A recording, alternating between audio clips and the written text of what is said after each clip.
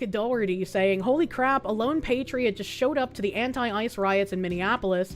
Federal agents took his side and pummeled a leftist to the ground who was violently intimidating him. Let's go.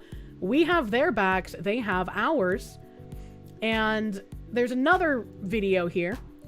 Someone said, "Trump supporter has a total mask-off moment. The storm is here. No one can stop what's coming. We executed one of you yesterday." Which doesn't sound like something that would be said publicly. And Dion Joseph, I don't know who he is, but he said, "This man is not a Trump supporter. He's a leftist activist I had to block a while ago. He's posing as one to incite the crowd, and the lady next to him knows it. I keep telling you all, this is an act. It's all performative. The dead giveaway is the fact that he was saying those things unchallenged and was given space to do so. An actual opposing view would have been met with visceral animosity." And it's like, I have no idea who this guy is, but I wanted to show that there are people saying that he's a lone patriot, and there's other people saying this guy is a known leftist agitator, activist person. So let's see what's going on. Okay, let's walk him out. You ain't bouncing me, bitch. We should go, man. We should go. Let's go. Let's go. Here. Grab his arm. Keep your fucking, hey, this is a woman, but you will get hurt, buddy. Keep your fucking hands to yourself. Let's go, man. Keep your fucking hands. We're non-violent. Let's go. We're non-violent. Let's go. I remember seeing a part of this the other day. We watched a part of this, and I was like, you know, he's having restraint, not touching the woman. She was like, by virtue of being a woman is the reason that she's able to like grab onto someone, and he's just like, I'm not gonna hit a woman. I remember seeing that part. I don't remember it being as long as this one. Let's go. Hey, let's go. Patriots, get out of here. We need some backup, boys. We need some backup, boys. And he just gets shoved out of the way. We're peaceful. We're peaceful. Walk away. Everybody back up. Everybody back up. Don't hurt anybody. Don't hurt anybody. I am very surprised to see these agents pulling these people off of him. Because we watched that like anti-Islamification protest thing. They didn't really get any help. We've seen Nick Sortor walking around. He didn't really get any help. So it's I don't know. I don't think it's an interesting thing to note. There won't be a problem. That's what we're trying to do. Don't assault people. See this, guys? We will not back down. We will not surrender.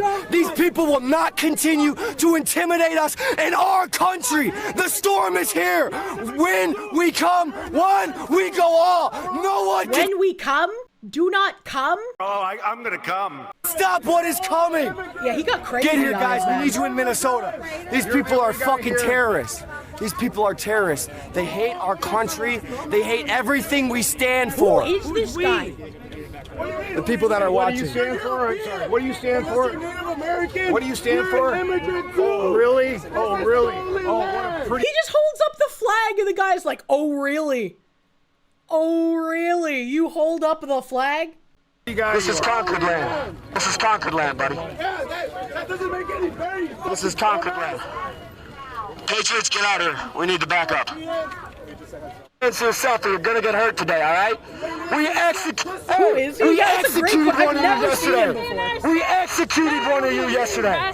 When he said the storm is here, you got suspicious. Yeah, that's some weird fucking language, man.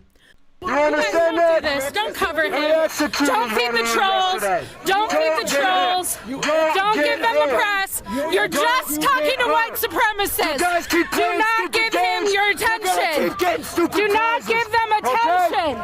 You Do guys not keep give playing them stupid attention. games. You're Do gonna not keep feed getting the stupid trolls. prizes. You guys are will just continue feeding them to be killed if you keep trying to harm these men. Don't you understand feed the that? trolls. What the fuck is happening? What is going on? Those two are working together? It kind of feels like it, because, like, what the hell? And then the video from here, where they have the mask off moment. The storm is here. When we come, one, we go all. No one can stop what is coming. Get here, guys. We need you in Minnesota. These people are fucking terrorists. Patriots, get out here. We need to back up. And all you liberal commie motherfuckers, keep your hands to yourself or you're gonna get hurt today, all right? We executed one of you yesterday. Yeah, see, like, that's just fucking weird, man. Like, no one talks like that. We executed one of you yesterday. Don't feed the trolls. This guy fucking glows. He's glowing. You guys keep playing stupid games. You're gonna keep getting stupid prizes. Okay? You guys keep playing stupid games. You're gonna keep getting stupid prizes. He's got a funny mustache. I'd like to know the name of this guy so I could like figure out. Like, I'm sure he has some sort of weird channel here. I don't know about this guy. He sounds like a bit of a jackass, cosplaying like some super patriot, holding back the hordes of liberal orcs, shouting out QAnon lines. I didn't even know he was shouting out QAnon lines, man. That's fucking weird. No one's falling for this one. Is his name Jaden Scott? I don't know what his name is. But it'd be interesting if he has like some sort of like a weird ass podcast I could look at or some shit. Bahamut, thank you. The left are the ones that constantly refer to what happened as an execution. 100% a leftist LARPer. Yeah. I don't think anyone who's like on the right would call that an execution. It's really fucking weird. Jaden Scott, he's literally a January 6th Trumper. He reposted first Monday of the year mood. No one can stop what's coming. We will have our homeland again. So he's just reposting White House memes, I suppose. I help freedom fighters gain financial freedom, a patriot in control. Ooh, I like Donna Summers. Love is in control. Am I missing something? I was expecting like way more than under 3,000 followers for someone who seemed to be getting a chunk of press. That's kind of weird. He even has like a really good fucking press photo here. That's not suspicious at all.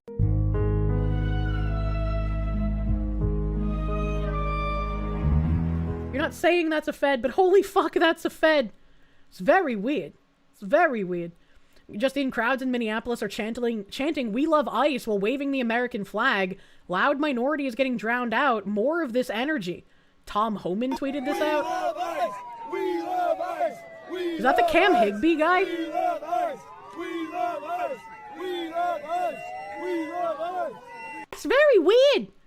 That's very weird. He seems to be the wannabe Quran book burner. Yeah, I think that was, I want to say Cam Higbee, but I could have the name wrong. Citizen soldiers is an ordinary person who serves the military part-time. Okay, guy. PSA, no surrender. We are everywhere. All right, Patriots. You guys may be seeing a video right now of me going viral, me getting all over. I want to let all you commie sons of bitches that are sending me death threats in my DMs and commenting all over, I want to let you guys know that you guys aren't going to do shit. You hear me? This is America. All right? This is conquered land you guys are standing on. And I'm not leaving fucking Minnesota for a while. You understand that? The Patriots are here and the Patriots are here to stay. And we're not fucking going nowhere. If you're a Patriot, DM me. Meet up with us. Let's keep fighting back. Should I DM him? Should I honeypot? All right, Patriots. No. Hello, fellow patriots. It's me, citizen soldier patriot man. If we die crusading, pick up the vest and keep the fight alive. This is 5G, aka irregular warfare. What the fuck am I reading? Go. Everybody keeps asking, what do you guys, aren't you guys terrified? Aren't you guys scared? What if somebody kills you? This is what happens if somebody kills us. The next man picks the vest up, puts it on, and carries the torch. Patriots, don't be scared. Don't surrender. Stand up, fight back. You've seen us in there. You've seen ICE having our back. ICE stands with the American people, and the American people stand with ICE. We're out there. We're getting pepper sprayed. We're getting fucking bombed. We're getting smoke bombed. But at the end of the day, we will not surrender, and we will not back down. God bless you guys. Thanks. Go. Everybody. I feel like I just got radiation poisoning. Why does it say infidel? That's a great question. This was a weird ass scroll. I can't have any more radiation poisoning, man. 2 people had been shot by Border Patrol during an immigration operation in Portland, Oregon. Anti-ICE accounts have circulated screenshots alleging that a 911 dispatcher leaked to them information about a call for police assistance. The call log also shows a 911 call from Border Patrol stating that a husband and wife who were shot almost ran the agents over. ABC News is reporting that the shooting occurred near East Burnside and 141st Avenue. It says the information is accessible by the public and it is still a risk and a kindness to share it with something. Community. Thank you to this 911 call taker and police dispatcher. Updating to EMS2 for now. PLT is 521QUK. Phone number thing, 33-year-old male, conscious breathing, problem, Spanish speaker. Said he ran from ICE and was shot twice. Wife was shot once as well, just pulled over here. Info slow, see related CP. My caller is Border Patrol, said they shot at a subject that almost ran them over. Unknown if hit other subjects since they drove off in a red Toyota Tacoma. 2 people have been shot by ICE just now, husband and wife. Situation is unfolding in Portland right now. Information is being shared in many places. Please take care and caution. Please understand the gravity of those putting themselves at risk in different ways every single day. Honor that work and each other by remembering where the real problems lie. We will update in comments. That's true. My thoughts are with ICE as they take on dangerous crowds of communists and violent leftists as they try to deport criminals from our country. And he continues, developing information about the DHS-involved shooting in Portland of a man and woman. Around 2:18 p.m., Portland police were alerted to a call by a man who said he was shot. The man drove from a medical center parking lot where the shooting occurred to 146th and East Burnside. Police responded and called for first responders who took the 2 injured to a hospital. A 911 call log shows Border Patrol called police and reported that the couple attempted to run over the agents. That information isn't being reported by the media or leftist activists who are agitating violence. Portland Mayor Kay Wilson has released a statement about the Border Patrol-involved shooting in Portland. A man and woman reported being shot after fleeing the scene. 911 call log shows Border Patrol reported being nearly run over by a pickup truck when they fired rounds. Mayor refers to only the injured as victims. He urges Portlanders to show up with calm and purpose. Statement from Portland Mayor Keith Wilson, just 1 day after the horrific violence in Minnesota at the hands of federal agents. What a cuck! Our community here in Portland is now grappling with another deeply troubling incident. Earlier this afternoon, 2 people were shot and injured by federal agents in the Hazelwood neighborhood. We cannot sit by while constitutional protections erode and bloodshed mounts. Portland is not a training ground for militarized agents, and the full force threatened by the administration has deadly consequences. As mayor, I call on ICE to end all operations in Portland until a full investigation can be completed. Federal militarization undermines effective community-based public safety, and it runs counter to the values that define our region. I will use every legal and legislative tool available to protect our residents' civil and human rights. I call on every Portlander to represent our values and to show up with calm and purpose during this difficult time. Portland does not respond to violence with violence. We respond with clarity, unity, and a commitment to justice. We must stand together to protect Portland. The city of Portland will continue to provide updates as they become available. We are grateful to our first responders for their support of victims. Left-wing rioters and extremists have been gathering outside the apartment building at 148th and Burnside to confront and attack the Portland police. Portland police had nothing to do with the DHS-involved shooting. 2 people in a pickup truck were injured by shots after allegedly trying to run over Border Patrol agents. DHS released a statement which says, at 2:19 Pacific time, U.S. Border Patrol agents were conducting a targeted vehicle stop in Portland, Oregon. The passenger of the vehicle and target is a Venezuelan illegal alien affiliated with the transnational Tren De Aragua prostitution ring and involved in a recent shooting in Portland. The vehicle driver is believed to be a member of the vicious Venezuelan gang Tren De Aragua. When agents identified themselves to the vehicle occupants, the driver weaponized his vehicle and attempted to run over the law enforcement agents. Fearing for his life and safety, an agent fired a defensive shot. The driver drove off with the passenger fleeing the scene. The situation is evolving and more information is forthcoming. And Andy continues here. Here's what I found about the alleged Tren De Aragua sex ring operative that Democrats, leftists, and local Portland law enforcement are rallying behind. Damn, what the fuck? The Oregonian has also confirmed what I reported out earlier about the Tren De Aragua sex ring ties of the suspect. Who is the suspected Tren De Aragua sex ring operative in the alleged Border Patrol Portland truck attack? What the fuck is even that? It looks like a demon in this picture. Very demonic, very spooky. I would get jump scared, man. The Department of Homeland Security has released the names and photos of the 2 alleged Tren De Aragua associates from Venezuela accused of trying to run over Border Patrol agents in Portland on January 8th. Luis David Nico Moncada, never trust a person with, like, multiple first names, bro. And your Lenny's Betzabeth Zambrano Contreras. What in the ever-loving fuck is a Betzabeth? That's not a real name. Fucking Betzabeth come at me with this RPG ass shit. Were non-fatally shot after allegedly attempting to ram their truck into federal agents during a targeted stop in East Portland. The pair fled the scene and then called 911 for assistance. Almost immediately, details of the shooting were leaked to the extremist group PDX Ice Watch by a Multnomah County first responder. She looks very depressed there. The photo was taken of a computer system inside a first responder vehicle. According to sourcing, it was not a Portland Police in-car computer system. It could be from the Portland Street Response, Portland Fire, the Multnomah County Sheriff's Office, an ambulance driver, or another first responder in the county.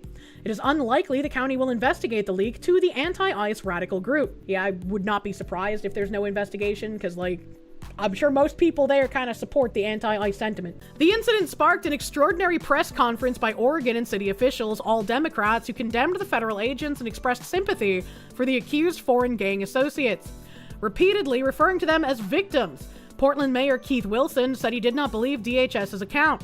Rep. Janelle Bynum, who represents a part of the Portland area, issued an official statement declaring this isn't law enforcement, it's state-sponsored terrorism. Stop fucking with us. And I have this in another tab as well. According to DHS, Zambrano Contreras, the female passenger, is an illegal migrant who entered the U.S. through Texas in 2023 and was released into the interior under the Biden administration. DHS said she plays an active role in Tren De Aragua prostitution ring and was involved in a prior shooting in Portland. Her online profiles advertise prostitution services in the city. I have a question. I thought prostitution was, like, illegal. I didn't think that was, like, something you could do in the US. Am I crazy? Let's be reminded when people were being arrested for protesting lockdowns in their cars that these people cheered. True. Wink, wink, nudge, nudge. So were drugs. I just find it interesting because, like, usually when you try to advertise prostitution services, you like have to do it in like a haha wink, wink, nudge, nudge way where you're like, I'm looking for a nice man to buy me roses today because I am sad or some shit like that, right? But this is just like callescort.org. In most states it's illegal. You think Nevada is the only state where it's legal and regulated? It's only illegal if they actually enforce it, true. Notably, the phone number visible in the leaked first responder call log, apparently unintentionally revealed, matches the contact information used on Zambrano Contreras' prostitution listings. She also has posted images on social media of a red Toyota truck, which matches the description of the vehicle used in the alleged attempted ramming attack. Damn, what the fuck is she wearing? I can't tell if this is a dress or a jacket, but whatever it is, it's fucking ugly. Whatever it is, that is an ugly jacket, dress, trash bag thing. Portland escort female, 10 months ago. Cambio de numero! I changed number! Hola, I'm passing. I have hotel, residence address. They call me the little devil. I am not a police officer. Only interested in my services, photos, and videos. 100% real. I like that. They call me by video call so that see me, devil emoji, recommended as the Red Demon. I have costumes, little devil, demon kitten, dog. I come to satisfy you in all carnal pleasures. My services are... I have many sex toys, boyfriend treats, vaginal, oral, anal fetishes, true, erotic massages, etc. I do not work with the police or any police force. I feel like men who pay for escort services are like bottom of the barrel retarded and maybe should just be executed in Minecraft. Cause like, how do you read this and then say, yeah, this is a great idea. Let's call and then give her money and then put my dick inside of her. Like, what the fuck? What is wrong with you? What the actual fuck? You feel dirty from hearing that. This is literally like those fucking copy pastas that I read where they're just like, oh my God, send this to 10 of your dirtiest sluts. Daddy's angry. It's literally like one of fucking those things. What the hell? I think she could work for the police. How many times did she say she's not working with the police? I'd fucking red flag it up, bro. Ain't no way. Ain't no fucking way. I'm not a cop is definitely something an undercover cop would say. That's funny, man. Some men can't get action any other way. I just don't believe you. I just do. You, even if you're gonna buy an escort that has a reasonable bio. Not something like dog. I come to satisfy you in all carnal pleasures. My services are, I have many sex toys. I do not work with the police. Have some fucking respect, bro. Have some fucking respect. Far-left extremist groups have been criticizing PDX Ice Watch for not redacting the woman's phone number, citing my reporting. NGO Scoop, the screenshot from the Portland first responder in a vehicle who leaked to an open borders group about the Border Patrol shooting, accidentally reveals the phone number of one of the callers. They've deleted the screenshot evidence. It is a surprise that the very account we've been warning y'all about has now unintentionally doxed the victim in today's shooting in Portland.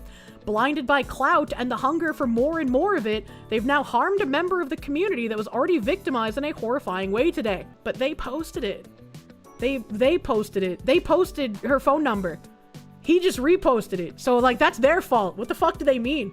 Zambrono Contreras was previously arrested in Washington County, Oregon during an investigation into human trafficking and firearm crimes.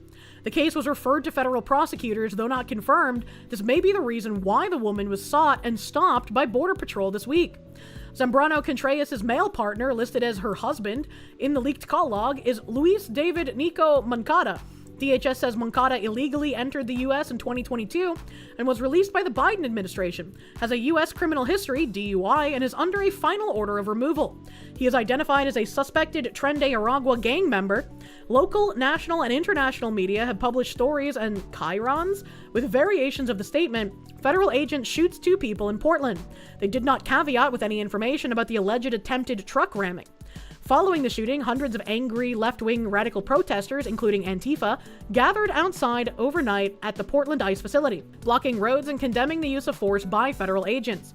Portland police made a number of arrests before the gathering devolved into a violent riot. The unrest came one day after an ICE officer fatally shot a woman in Minneapolis who had accelerated her vehicle toward an agent. I sent a media inquiry to Mayor Wilson's press office, but have not heard back as of publication. And then he posts the email he sent.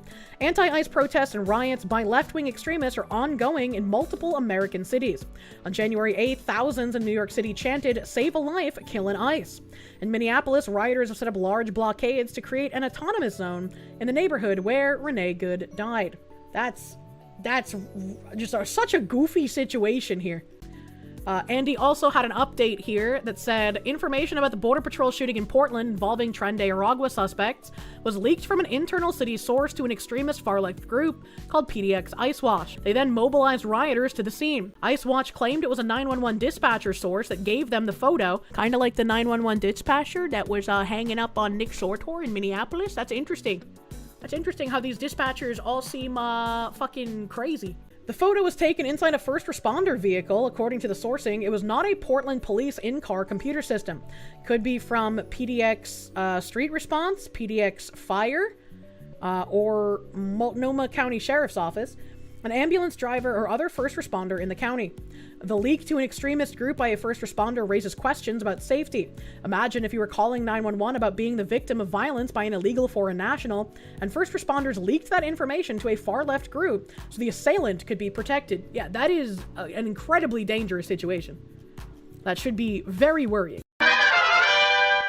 And then Libs of TikTok posted this thing. It says, masked trans femme Antifa goon from Portland, Oregon issues death threat to ICE agent who shot a woman that tried to run him over. We have your face, we will get justice for a fallen comrade, whether it be judicial justice or street justice. To the ICE agent that murdered that unarmed civilian in Minneapolis, we have your face. We have pictures of you.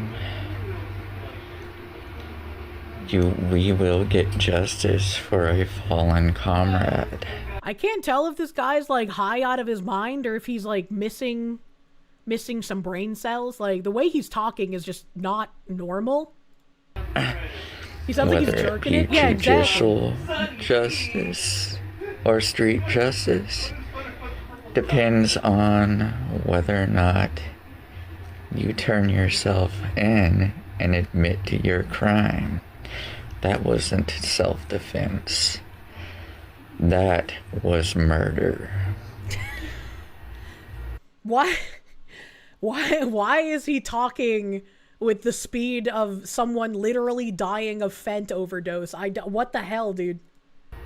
And you know it was murder.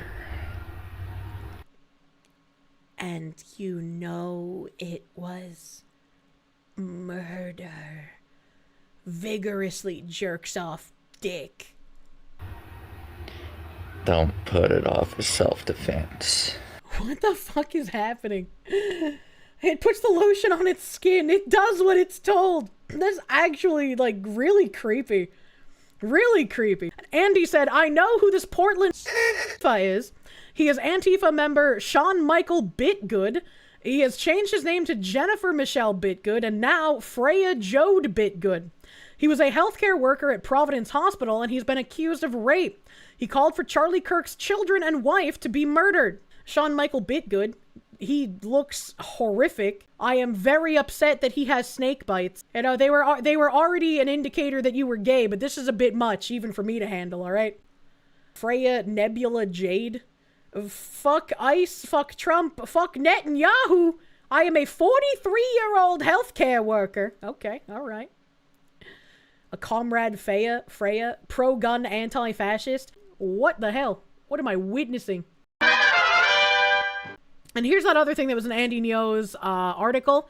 Rep. Janelle Bynum, U.S. Congresswoman, engineer, fighter for Oregon. She put out this little picture here that says, "This isn't law enforcement, it's state-sponsored terrorism. Stop fucking with us."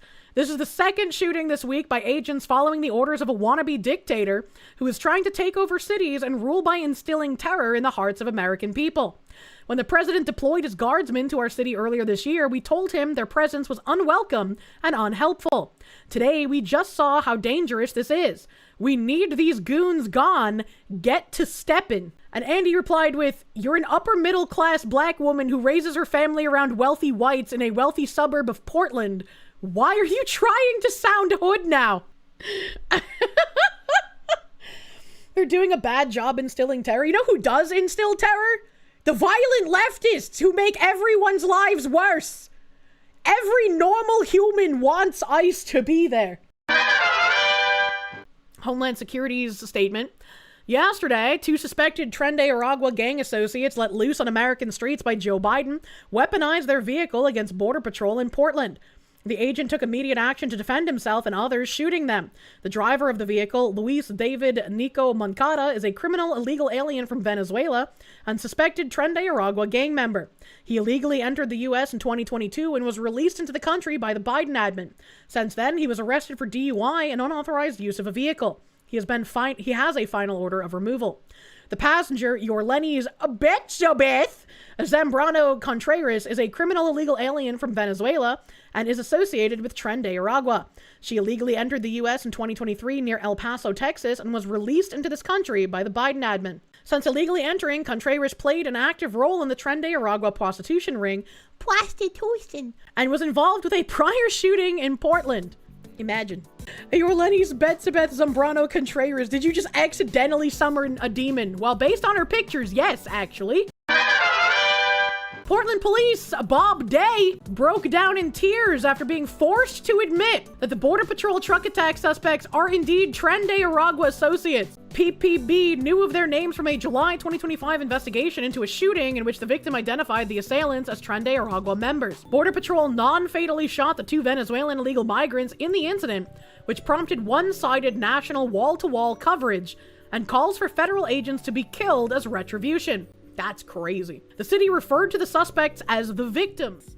Where's the video? Gimme. And what I can say is there is an association with the two folks yesterday and TDA. I hesitated to even share this information initially because I'm very aware of the historic injustice of victim blaming, oftentimes portrayed by law enforcement, including... It's not victim blaming! They were gang members! What do you mean? They were gang members, they were here illegally, they had criminal records. I don't trust this guy. In this very agency that I've represented so proudly for so many years, and historically we have not been quick to disclose the potential criminal history of others. But I felt it was imperative because I was asked yesterday in the news conference what information we have. This is information we have. This in no way draws a through line to the actions or the behaviors that occurred yesterday. I want to speak for just a moment specifically to my Latino community. I feel like that's really insulting, where he's like, I didn't want to release that they were in a gang and that they were criminals because then people would be mean to them, and that's like victim blaming, even though they were the criminals and not the victims. And now that I have to admit that these people who were here illegally were also criminals and also in a gang, let me address the Latinos in the room. Like, what the fuck, bro? What the fuck? Hey, I know you guys are upstanding, hardworking people, but these scum have the same skin color as you, so you're like basically the same, right? An astounding level of racism that I don't think anyone could even hope to achieve. It saddens me that we even have to qualify these remarks. What? Because I understand, or at least have attempted to understand through your voices, your concern, your fear, your anger. This information in no way is meant to disparage or to condone or support or agree with any of the actions that occurred yesterday. But the illegal gang members tried to run over ICE agents and were rightfully shot for doing so? Like, what? Why are you qualifying this, and why are you apologizing to the Latino community? These are, I'm pretty sure if like Tren De Aragua operates in like a Hispanic run country, they also don't like the gang? Like, what the actual fuck am I seeing? This is a man whose bloodline should have already been ended generations ago. How did we get here? How did we let his bloodline continue to reproduce? But it is important that we stay committed to the rule of law, that we stay committed to the facts, that we stay a trustworthy and legitimate police department for all of Portlanders. I genuinely have no idea what the fuck that was. That is just like some incredible racism. What the hell? We had a leftist in Honduras has unsuccessfully attempted to assassinate conservative Congresswoman Gladys Aurora Lopez by throwing an explosive at her head. Gladys, viene Gladys Aurora, Teresita, Cali, también Teresita. ¿Qué es lo que está pasando ahí? ¿A dónde? ¿Aquí en el Sí, Congreso? sí, ¿por qué no entran? No nos dejan entrar. You can see it kind of flying toward her head. I don't know what kind of explosive that is, but thank fuck it failed to actually do anything to her. Because if that had actually done something, I think a lot of people here would have lost their lives. Like, that is incredibly, incredibly scary. You're glad there was no shrapnel? I'm glad, because like, look at how close to her head that was. If that had actually succeeded, like, she would be gone, the woman next to her would be gone, some of those men in the background probably be gone. Can't believe she survived. Yeah, it's impressive. I can't believe she survived that. That's wicked scary. Why is it always the left? Great question. If it was an actual explosive, she wouldn't be alive. Yeah, I don't know what it is. I don't know what they threw at her, but like, what the fuck? But Honduras opposition party condemns attack on lawmaker as elections tensions simmer. Tegucigalpa, a Honduran opposition lead lawmaker, Gladys Aurora Lopez, was injured on Thursday after an explosive device was thrown near her at the National Congress. Her national party said in a statement as tensions remain high following the country's disputed presidential election. Conservative National Party alleged that the device was thrown by members of the ruling Liberty and Refoundation Party, and said the blast detonated centimeters from Lopez, wounding her. A representative from the Libre Party did not immediately respond to a request for comment. Video verified by Reuters shows the lawmaker seated with a white button-down shirt pulled away to reveal strips of blood and apparent bruising on her back. The incident comes amid political mistrust after the November 30th vote, in which centrist Salvador Nasrallah has appealed to the Election Justice Tribunal, seeking recounts in multiple departments after the Electoral Authority declared National Party candidate Nasri Asfura the winner by less than 1% of the vote.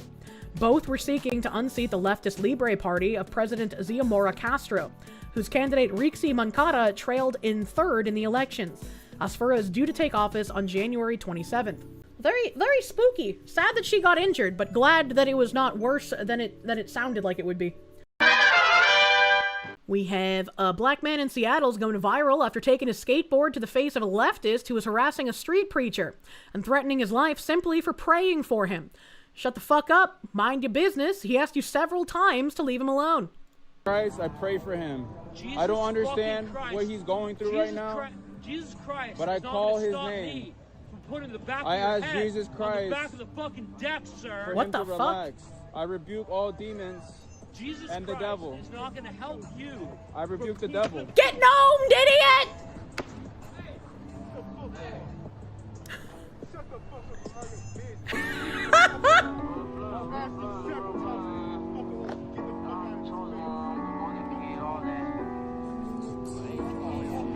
That would have hurt. He knocked his gnome hat right off. Go back to the trees, make some Keebler cookies. Jesus sent a messenger and he said, not on these streets. I was crazy. He just walked up and clocked him. That was nuts. We have another weird video here where, I guess Angle, I guess that's Laura Ingram, asked, do you have a job? And the protester said they're getting paid to be there. Shame! Shame! Do you have a job? Do you have a job? Shame! Shame! I'm getting paid right now! Shame! Shame! Shame! Like, why would you say that? Even if you're getting paid right now, why would you just admit that? Oh, do you see what I see? Do you see what I see? We established during the Brown shooting that this is an abnormal way to stand for Americans in the United States. That's interesting. That's interesting. The stance! The ponderer! The look on her face is priceless. Oh yeah, there was the people on Twitter saying like really dumb things. Someone said, synced Ross phone video showed that Good is steering the car away from Ross. After Ross shoots her, he calls her a fucking bitch. Audio levels raised, but otherwise unedited. We have the Rackets man coming in saying something logical here, being like, if some fucking bitch hits you with a car, you can call her a fucking bitch. True!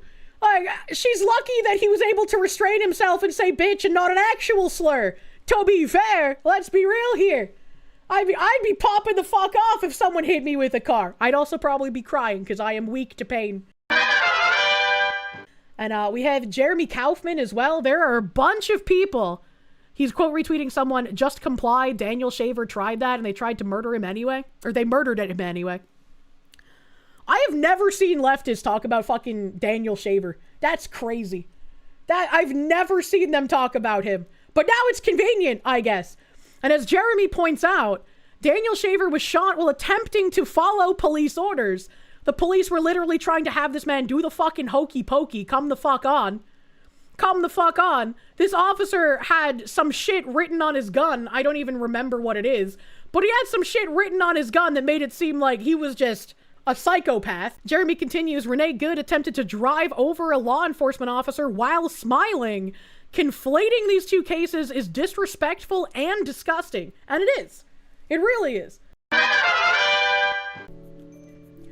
Doctor says more than 200 reported dead in Tehran as regime opens fire on protests. As protests against Iran's government swelled significantly in size on Thursday night, the regime responded in many places by opening fire.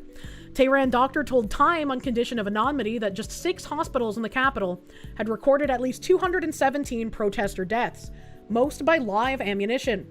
The death count, if confirmed, would signal a feared crackdown presaged by the regime's near-total shutdown of the nation's internet and phone connection since Thursday night. It would also constitute a direct challenge to U.S. President Donald Trump, who earlier in the day warned that the regime would pay hell if it killed protesters who have taken to the streets in growing numbers since December 28th. The demonstrations, which now span all 31 provinces, began as a protest against an economy in freefall. They soon broadened to demand the overthrow of the authoritarian Islamic regime that has ruled the nation of around 92 million since 1979. Though the rallies have been largely peaceful with chants of freedom and death to the dictator, some government buildings have been vandalized. The doctor said authorities removed corpses from the hospital on Friday. Most of the dead were young people, he said, including several killed outside a northern Tehran police station, where security forces sprayed machine gun fire at protesters, who died on the spot. Activists reported at least 30 people were shot in the incident. Human rights groups on Friday reported much lower death tolls than the physician, though the discrepancy might be explained by differing reporting standards. The DC-based human rights activist news agency, which tallies only victims who have been identified, reported at least 63 deaths since the start of the protest, including 49 civilians. That's kind of interesting. That's kind of interesting that the human rights agency only tallies victims that have been identified, whereas the doctor is including people who have not or might not be able to be identified. You would think that a human rights group, if they were an accurate group, would want to include people who cannot or may not have been identified yet. Kind of interesting. Time has been unable to independently verify these figures. The death tolls arrived as the regime broadcast a series of ominous messages. The Islamic Republic will not back down in the face of vandals. Seeking to please Trump, Supreme Leader Ayatollah Ali Khamenei said in a speech broadcast on Friday. Meanwhile, Tehran's prosecutor declared that protesters could face the death penalty. And on state television, an Islamic Revolutionary Guard official warned parents to keep their children away from protests, saying, "If a bullet hits you, don't complain." For the first 11 days of protest, uncertainty had surrounded the regime's response. There's a lot of disagreement now among security forces over whether a massive crackdown will restore order or further inflame public anger. A black-clad riot police officer in a Kurdish city in northwest Iran told Time on Wednesday. There is 100% confusion within the riot police, he said, speaking anonymously. Key decisions were being made in meetings that were not being communicated to officers like him, he said. "I'm a senior rank here and I don't know what's happening. They're doing things in secret and we're afraid of what's coming." There is chaos everywhere in the city, in homes, in the streets, and within the police forces too. I know all the officers in my station and they believe the regime is collapsing. Bloody social media posts emerging on Friday, coupled with blunt warnings from the regime, appeared to signal clear orders had been issued. I think that under current circumstances, since the protests have extended to middle-class areas, the regime will not hesitate in using brute force, as it had to quell previous unrest, said Hussein Hafizian, a New Jersey-based Iran expert and political scientist. At this time, it is considered an existential threat. From now on, the casualties will increase rapidly, he predicted, but added if Trump attacks a few anti-riot police barracks, it might be a game changer. I think Trump needs to take care of what's happening in Minnesota and a couple of other states right now with riots on the ground and our ICE officers being attacked. I think that needs to be focused on instead of doing this. Like, I can understand why someone might want this to happen, and maybe it needs to at some point, but he needs to focus on what's going on with attacking our ICE agents, and the violent left is out of control right now. It would not be a good idea to go into Tehran right now while we're dealing with what we're dealing with here. Trump's threats, along with the U.S. capture of Nicolas Maduro, the sitting president of Venezuela, were offered as one explanation for the uneven response of Iranian authorities during the earlier days of the protests. In Malikshahi, a western Ilhan province, at least 5 protesters were killed by gunfire outside a building operated by Iran's Basij paramilitary forces, according to Paris-based Kurdistan Human Rights Network. But at the original source of the protest, Tehran's Grand Bazaar, a traditional base of regime support, security forces had largely dispersed crowds using tear gas and arrests rather than live fire. Others noted the sheer number of challenges facing the Islamic Republic.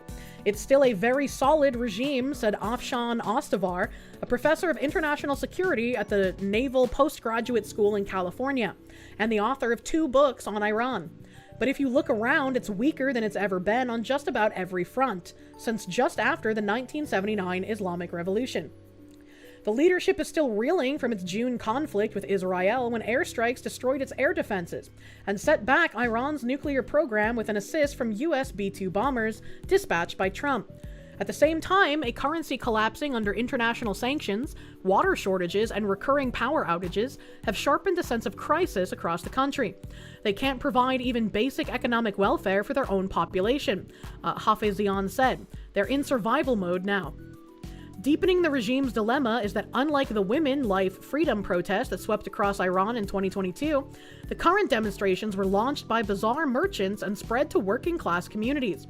Groups the authorities are wary of alienating, according to a Tehran-based political analyst who spoke on the condition of anonymity. The establishment finds it more difficult to suppress working-class people, he said, adding, however, that some harsh treatment has been seen in some places, and the degree of the regime's restraint will be tested. Also complicating matters is the structure of Iran's ruling regime. At its apex is Khomeini, who controls the security apparatus, including the Islamic Revolutionary Guard Corps. The elected president, Masoud Pezeshkian, has taken a conciliatory line in public, but his cabinet favors a crackdown, 2 cabinet members said on condition of anonymity. The majority have argued the protests should be met with force under the current circumstances, because they believe there are signs of Israeli and U.S. involvement, one member said. Pezeshkian's personal influence remains limited by both his office and lack of access to the supreme leader. Regular meetings between the two men have stopped since Khomeini went into hiding during the Israel-Iran war. He now communicates with Khomeini through multiple intermediaries, he said. Government Public Relations Advisor Mashallah Shamsolvazin said that Trump administration wants to encourage Iranians to take to the streets, and then under the pretext of saving the people, attack Iran and implement the Venezuelan model here. He noted that the government had taken a trial and error approach, holding talks with protest representatives, changing the central bank governor, and handing out money, 1 million tomans, or about $7 per month, to each Iranian for the next 4 months, trying to buy time. $7 a month, bro? The fuck is that gonna do? What the fuck is that gonna do? Shamsolvazin said the regime had also resumed indirect nuclear negotiations with the West over suspending Iran's uranium enrichment. The regime is hoping that negotiations over Iran's nuclear and missile programs will deliver some relief. Interviewed before Thursday night's bloodletting, analysts named several wild cards in how the protests and the regime's response might evolve. One is whether even larger numbers of middle and upper class Iranians and minority ethnic groups continue to join the demonstrations despite the growing threat of a violent response. Many chanted support for Reza Pahlavi, the eldest son of the Shah, or king, that was deposed in the 1979 Islamic Revolution that brought the clerics to power. Pahlavi, who lives in the United States, has called for a massive showing on both Thursday and Friday nights. He has promised to return to Iran and usher in a secular democracy. Kurdish opposition groups issued a call of their own. Rebin Rahmani, a board member of the Kurdistan Human Rights Network, said many Iranian Kurds have been taking to the streets because they feel they have nothing left to lose, and they realize the regime is vulnerable. This awareness has reduced fear and increased the boldness of the protesters. Still, one Kurdish demonstrator argued little will change unless even more residents in major cities, as well as President Trump, get involved. Our hope is with Trump, he said on the condition of anonymity. He should do to Iran what he did to Venezuela. Perhaps the biggest wild card is the security apparatus itself. While observers saw few significant signs of defection at the leadership level, I almost said defecation, Jesus. They said every round of protests sees more rank-and-file police and members of the Basij, a volunteer militia of regime loyalists, refusing to take part in a crackdown. My own family is urging me to take off my uniform and leave this job, the riot police officer said, adding that he fears the moment his commanders order live fire, if I disobey, they'll kill me. I'm in the police force for the income, he added, not to kill people. That is a lot of shit happening. Holy. This tweet here, we have some video of what's going on.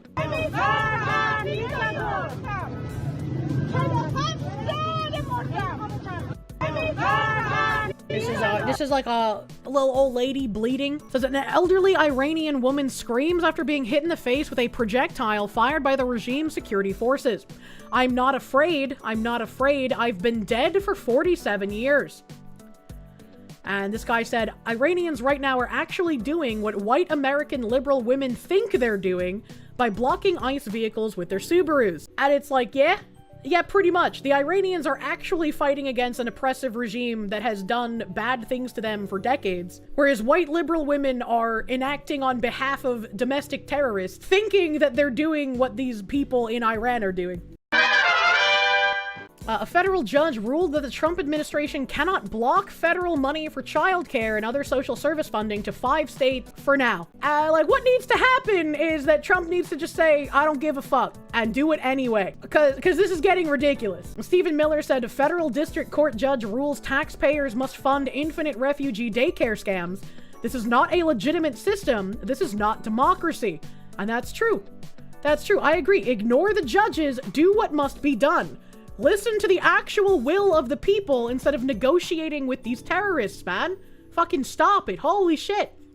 And then Elon Musk, quote retweeting that, saying, if the American public is unable to influence the outcome, we do not live in a democracy. The House, Senate, and presidency are Republican, and yet a single activist masquerading as a judge is able to force massive fraud to continue.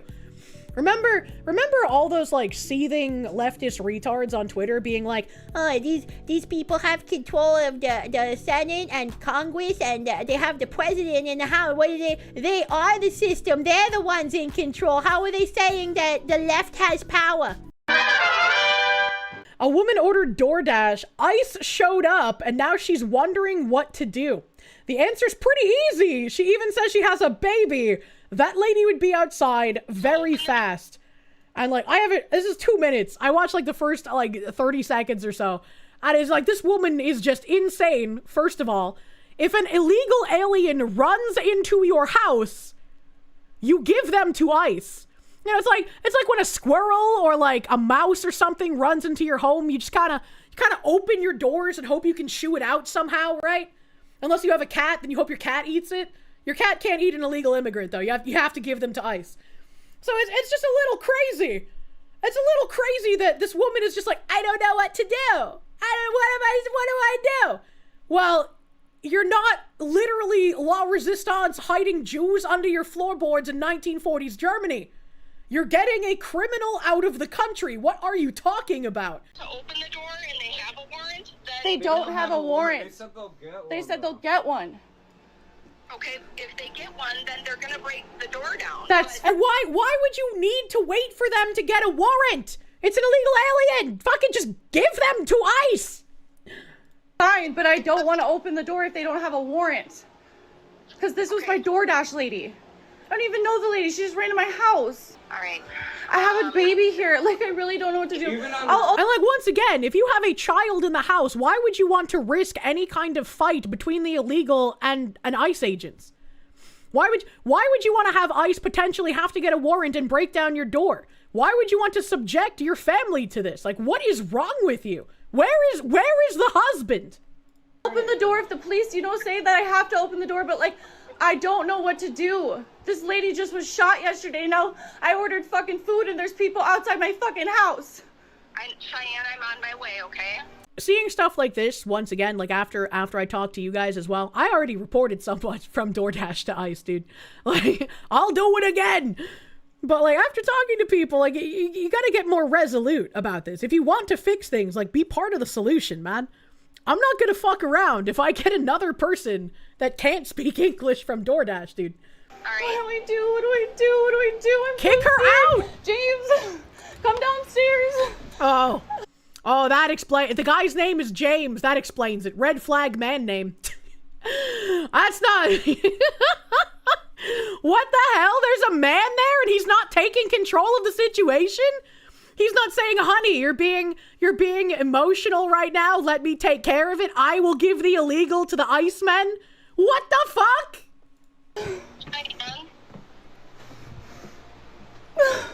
What?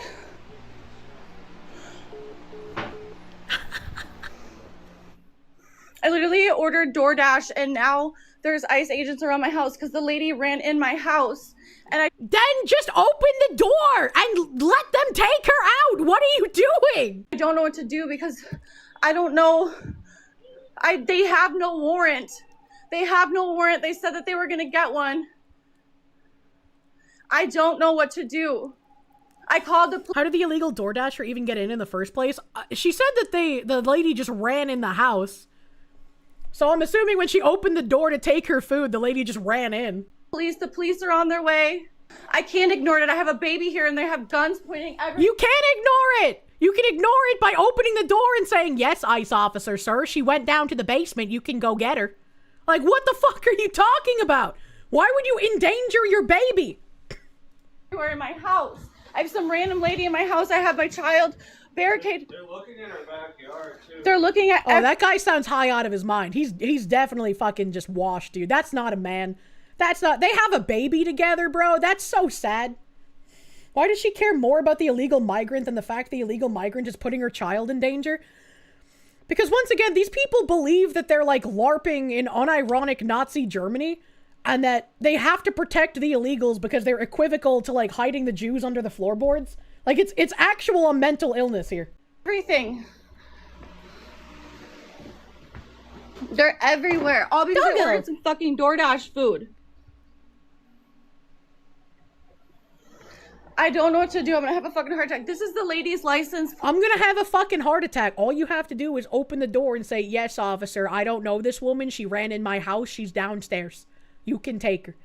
G.S. Wolfwood, thank you. Seriously, this woman is the exact kind of idiot in horror movies that would open the doors for the horde of hungry zombies. It's rather infuriating. You know, I always thought that was unrealistic, that like a woman would freak out and open the door to let the horde in. But I mean, yeah, no, that's kind of believable after seeing that someone like this woman exists. They already took someone out of her car.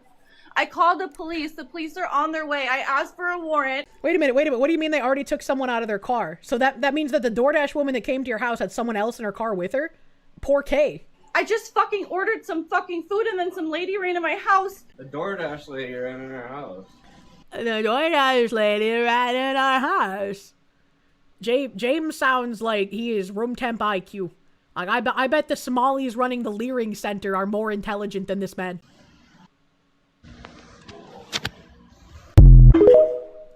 I hate the TikTok noise. A woman just got shot line implies that she thinks ICE is actually just going around killing people.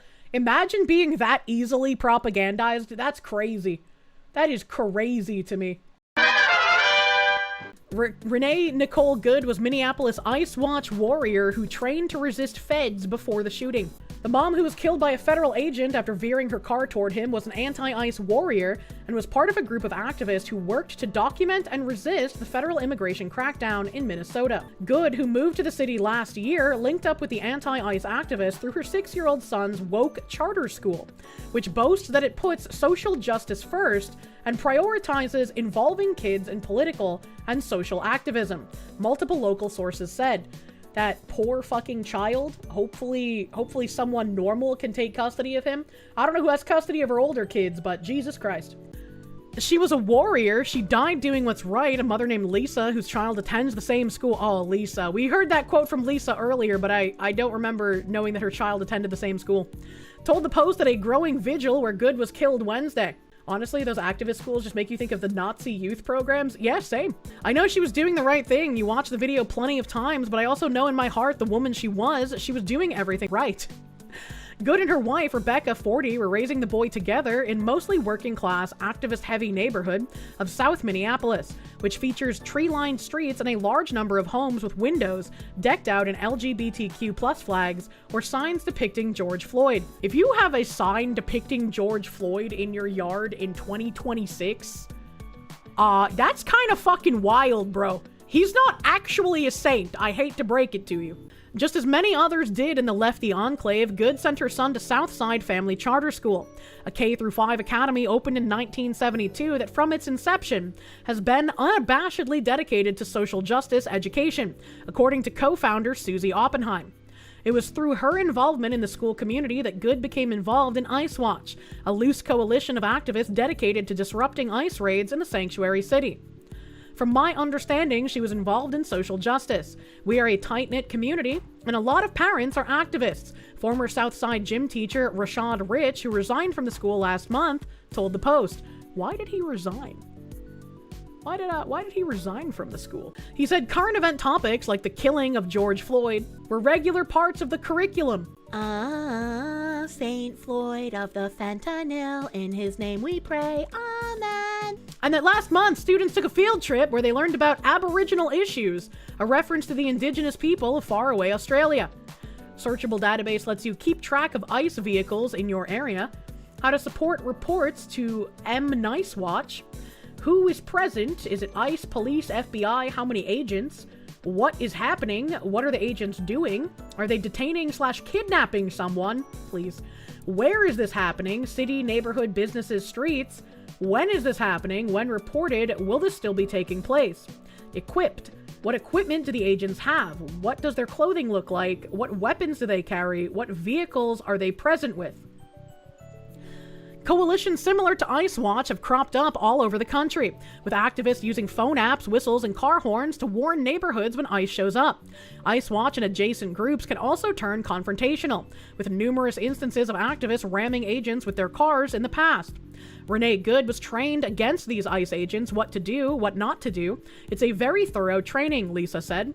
To listen to commands, to know your rights, to whistle when you see an ICE agent. Well, I'd be fucked, I can't whistle. The group started out as a very loose confederation of anti-ICE activists, but has recently aligned itself with more radical organizations, including Twin Cities Ungovernables. Ice Watch recently shared an Instagram post of the group that encouraged agitators to bring items that would help them barricade the streets around where the shooting took place, even urging people to bring things to burn, such as dried up Christmas trees.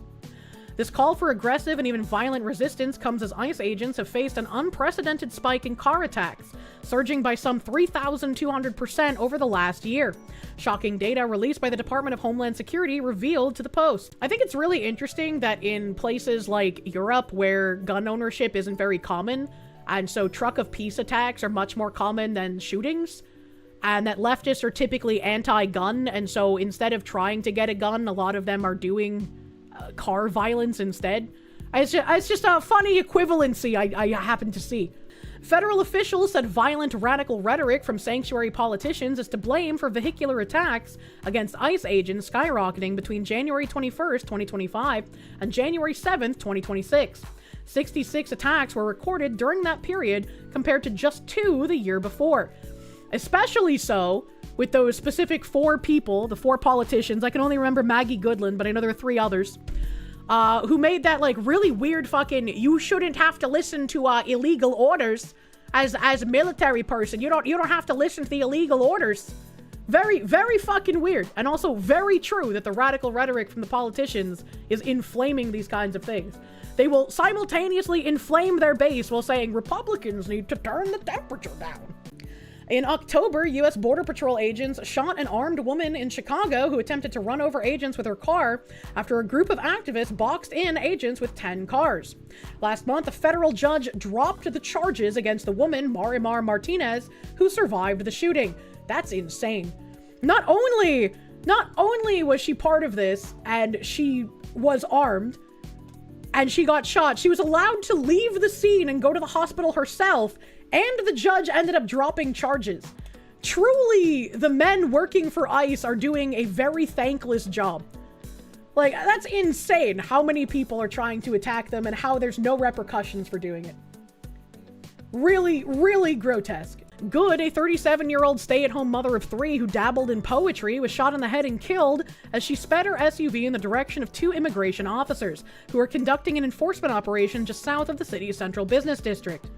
DHS Secretary Kristi Noem said the shooting, which remains under investigation, was an act of self-defense and that the Goods had been stalking and harassing ICE agents in Minneapolis throughout the day.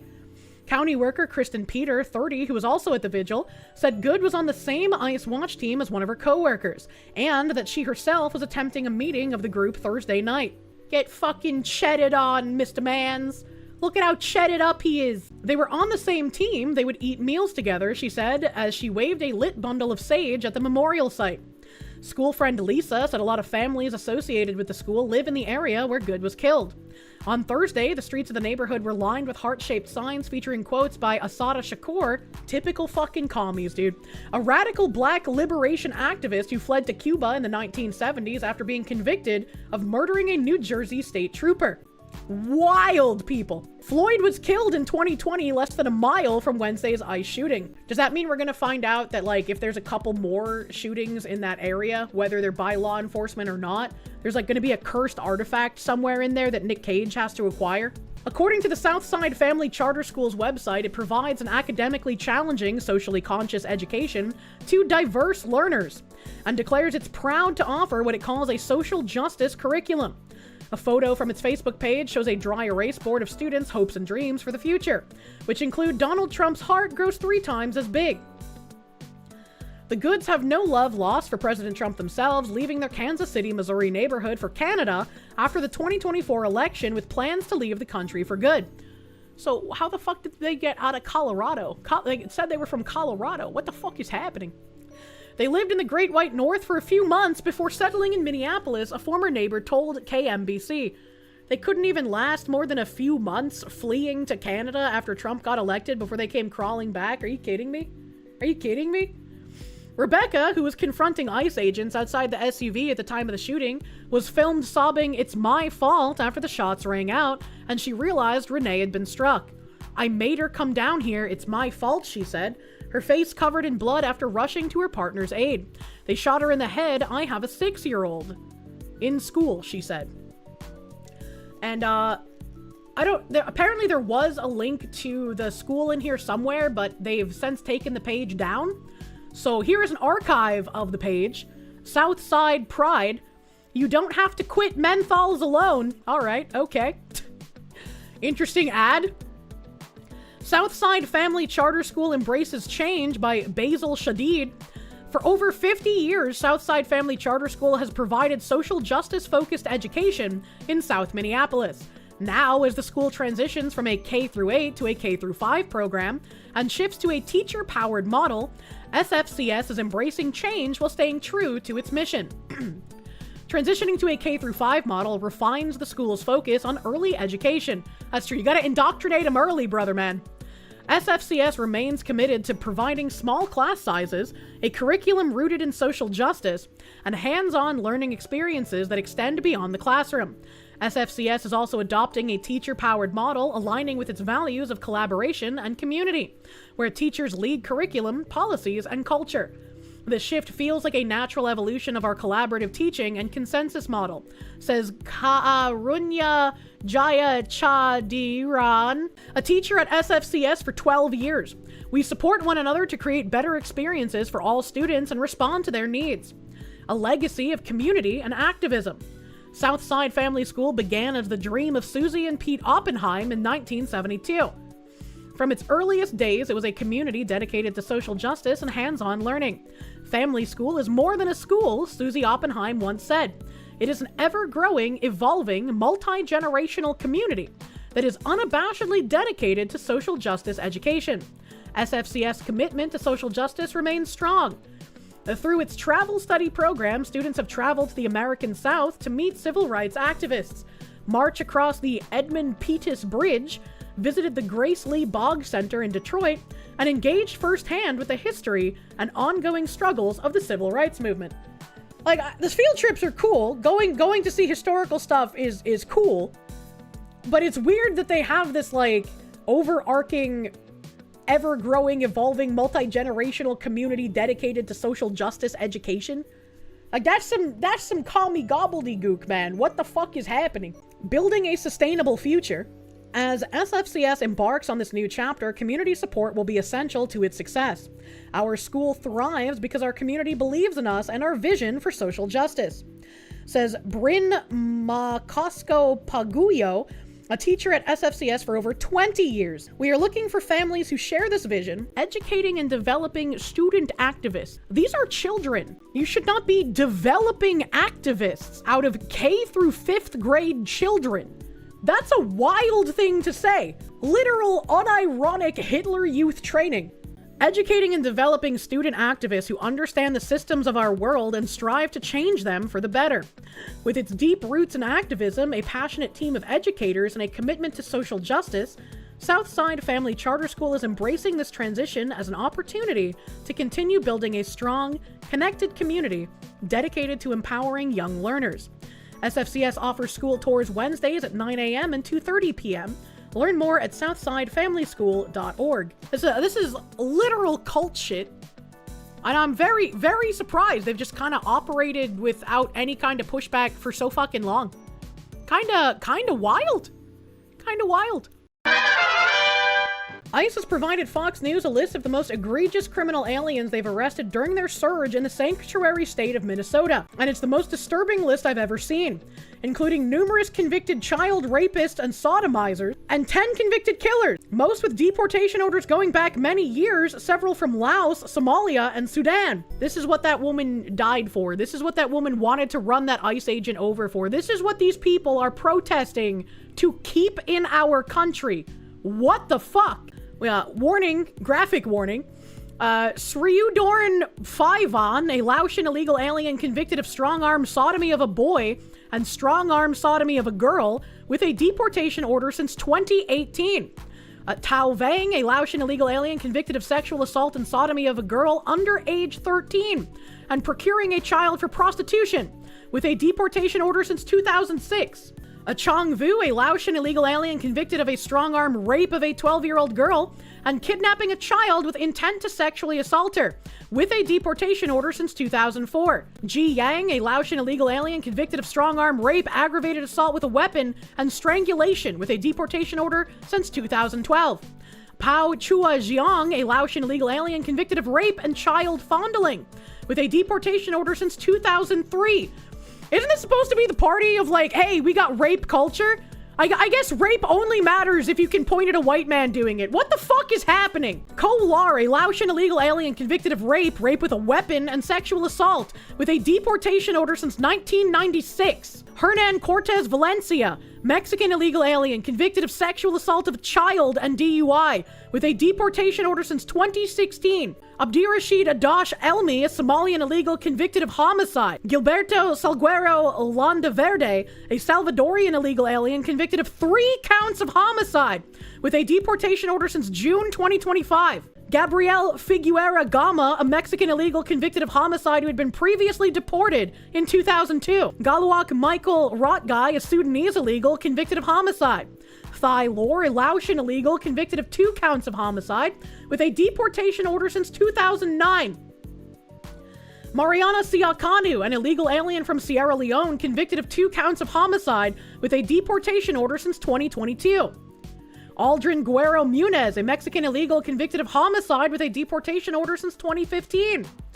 Abdirashad Mohammed Ahmed, a Somalian illegal, convicted of manslaughter with a deportation order since 2022. Mongong Dual Manyang Deng, a Sudanese illegal, convicted of attempt to commit homicide, weapon possession, and DUI. Alair Gomez Lucas, a Guatemalan illegal alien, convicted of negligent homicide with a vehicle and DUI. Whoa, contain your spells! Shut up, chat! Kier, stop summoning demons in my living room. Look, man, I'm trying my best to pronounce these names. Shui Hitu, a Burmese illegal alien convicted of negligent homicide. ICE says all of these criminal aliens were roaming freely in the sanctuary state of Minnesota prior to arrest, and that these are the type of people the politicians and activists are referring to as their neighbors, as they attempt to interfere with ICE. I don't know how you would reach any of these leftist freaks going out and protesting this shit. Why do you want these people in the country? Why would you want these people here to freely sodomize children and murder people? Can someone explain? For the love of fuck! We got, how is this worse than a leering center? That's a great question, Mr. Ollie Wally, man. Why let their home country suffer from having these scum there? Why don't they just get the punishment they deserve now? I don't know, man. I do not know what we're doing, but we're not doing anything right. We have this guy, Dustin Grage, whoever he is, said, I've obtained a picture of one of the Minneapolis PD computers last night giving a stand-down order. They're being told to stay away and let the crowd do whatever they want. The cops on the beat are just as frustrated. Will MPD leadership do the same tonight? Oh, of course they will. Of course they will. Why would they do anything else? Message from MPLS. Officer, be advised. Crowd is at 708 South 3rd Street. All squads stay out of the area. Crowd going westbound crossing Portland. Detail is redacted. New footage from St. Cloud, Minnesota. Somali mob rushes DHS agents during a raid with overwhelming numbers. Secretary Nome agents need reinforcement and National Guard on the ground. Without superior force, these mobs will feel unstoppable, and you will have Moga soda on your hands. I'd prefer like mini D-shoe, right? That kind of rolls off the tongue better.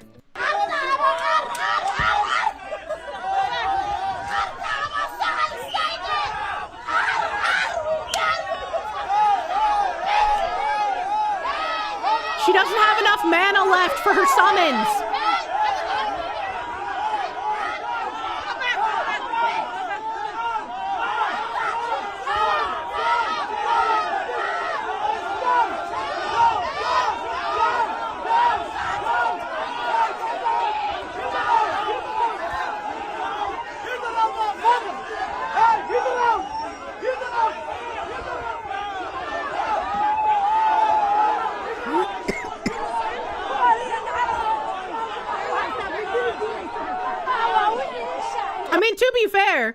If these Somalians have been watching, you know, ICE not do anything to the rioters, ICE not really do anything until someone like that good woman, I can't remember her first name anymore, that good woman tried to run over the ICE officer, why would they not try to overwhelm them? They know nothing's gonna happen. right? Like, they can watch these other rioters and feel emboldened. When did Black Hawk Down get a sequel? We need a base director to make a Black Hawk Down sequel, but in Minnesota. Ilhan Omar is now openly leading a massive left-wing mob against ICE through the streets of Minneapolis. Why isn't this woman arrested? Why is she not being deported? They're ready to leave their homes because they don't know if they'll ever make it back. I am thinking about the people who have been murdered by law enforcement. We are currently just 2 blocks. What the fuck is this sack of potatoes next to her? What the fuck is this? Is this like their token disabled person that they have to tout around with them to use as a shield? What is this? Away from George Floyd Square, I can see it from where I'm standing. Also, very organic protest, by the way. They have a sign language translator in the truck with them. Renee, don't get it! Shut it down! Renee, don't get it! Shut it down!